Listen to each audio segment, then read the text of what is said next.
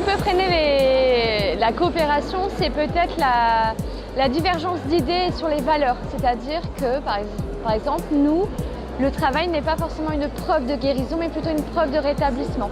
Donc de ne pas être sur les mêmes idéaux, les mêmes valeurs, les mêmes principes, ça peut freiner en fait le parcours d'inclusion professionnelle de la personne. Alors ce qui freine, c'est surtout par rapport au désert médical, le manque de diagnostic par rapport aux personnes accompagnées. C'est déjà, et c'est une réalité territoriale, c'est aussi un manque de moyens sur certaines offres, sur certaines modalités d'accompagnement des personnes en situation de handicap psychique. Ensuite, je pense que les relations sont quand même historiques. Il y a quand même de très bons acteurs sur tous les territoires qui sont liés notamment à des personnalités. Donc c'est quand même des freins. C'est-à-dire une personne qui est particulièrement motrice, le jour où elle part en retraite, ça peut freiner. Un des freins également, c'est la complexité du système. C'est-à-dire que le handicap psychique ne se résume pas à la seule limite médico-sociale, mais peuvent concourir au parcours de personnes en situation de handicap psychique l'ensemble des acteurs, que ce soit le droit commun, c'est-à-dire les services sociaux départementaux par exemple, tout l'accès au logement, l'accès au travail de droit commun, et le milieu spécialisé, le milieu notamment médico-social.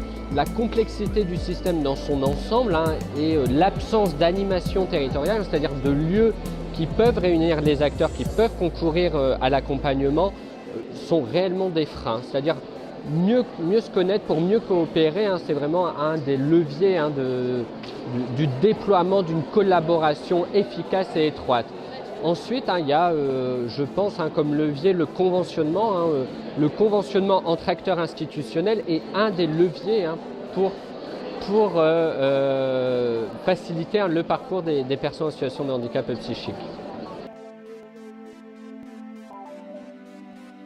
Ce qui favorise, c'est surtout les concertations, les réunions de concertation au niveau de multiples partenaires afin d'ébaucher les différentes pistes d'action par rapport aux personnes accompagnées. Alors, ce qui peut favoriser la coopération, c'est vraiment le travail de partenariat où on est tous autour de la table pour pouvoir discuter de la situation de la personne et de voir ensemble qu'est-ce qu'on peut faire, qu'est-ce qu'on ne peut pas faire, qui fait quoi, à quel moment et comment on peut mettre tout ça en œuvre. C'est déjà replacer le projet de vie des personnes au centre des dispositifs.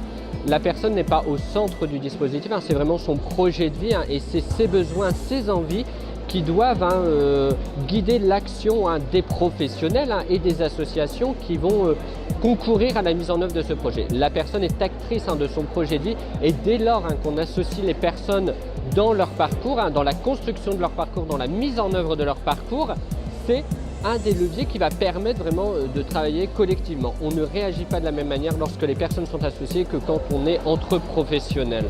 La coopération est importante du fait que la personne évolue tout au fil de son histoire.